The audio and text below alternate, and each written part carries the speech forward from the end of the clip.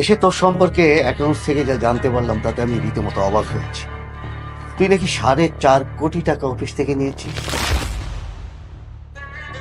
কি করেছিস টাকাগুলো? টাকা উঠিয়েছি মানে? বাবু, এটা আবার কেমন কোয়েশ্চেন? টাকাগুলো তো আমারই। আমার টাকা আমি উঠাতেই পারি, যা ইচ্ছা তাই করতে পারি। তুমি আমাকে কেন আস করছো? তোর টাকা মানে? তুই ভুলে যাস না, তোর কোম্পানির সমস্ত কিছুই কিন্তু আমার অবদান। তোকে আমি সবকিছু বুঝিয়ে দিয়েছিলাম যে তুই আমার একমাত্র মেয়ে, মন প্রাণ দিয়ে আমার এই কোম্পানিটাকে দাঁড় করা। কিন্তু তুই যা শুরু করেছিস তাতে তো ভবিষ্যৎ অন্ধকার দেখছি। এভাবে চললে তো রাজার গোলাও একদিন শেষ হয়ে যাবে। এটা কেমন কথা বাবা?